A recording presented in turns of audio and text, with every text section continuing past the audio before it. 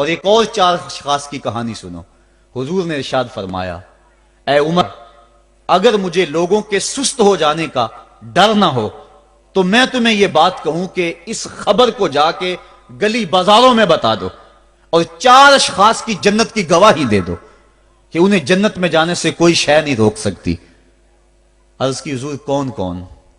فرمایا ایک وہ عورت جس نے اپنی ساری محبتیں اپنے خامد پہ نچھاور کر دیں اور وہ اس حال میں مری کہ اس کا خامد اس پہ راضی تھا.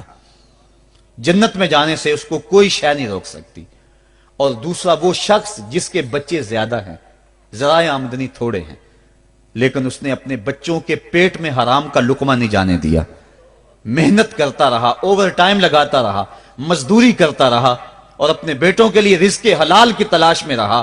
وہ بوڑھی کمر پہ بوریاں اٹھا اٹھا کے کام کرتا تھا اور اپنی کثیر اولاد کی پرورش کے لیے اس نے محنتیں بری کی اور ان کو حرام کا لقمہ نہیں کھلایا. فرمایا قیامت کے دن اس کو بھی جنت میں جانے سے کوئی شے رکاوٹ نہیں پیدا کر سکتی.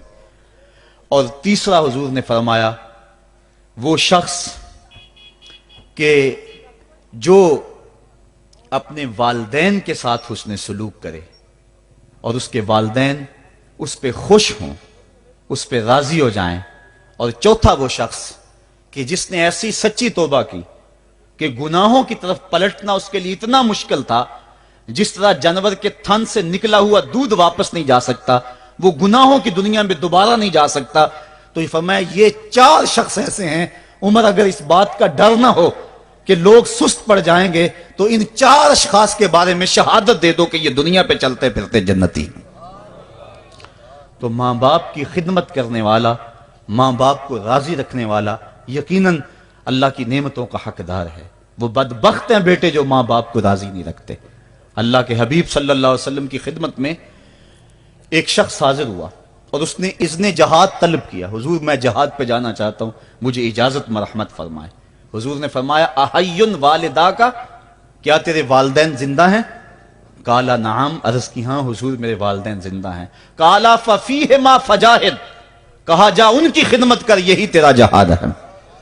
ماں باپ کو بلکتا ہوا چھوڑ جائے اور آپ جہاد پہ چلا جائے، ماں فالج میں گری ہوئی ہے اور بیٹا تبلیغی گشت پہ چلا جائے، باپ تڑپ رہا ہے اور بیٹا پیر کی چوکھٹ پہ جھاڑو دیتا پھرے، اللہ راضی نہیں ہوگا. میں سچ کہتا ہوں، اپنے بھی خفا مجھ سے ہیں بیگانے بھی ناخوش، کہ میں زہر حلاحل کو کبھی کہہ نہ سکا کند.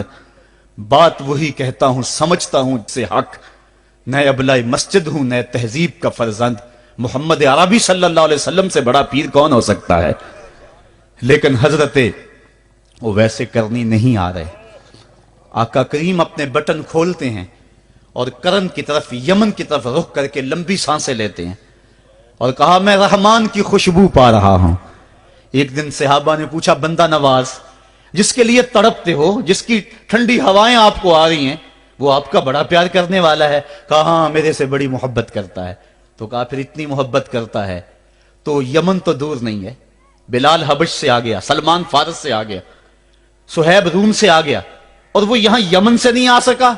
فرمایا اس کی بوڑھی اور نابینا ماں ہے جس کی خدمت اس کو نہیں آنے دیتی. اللہ اکبر. اب حضرت اویس کرنی نہیں آئے لیکن خیر التابعین کہلائے. آئے نہیں لیکن حضور ان کی یاد میں تڑپ رہے.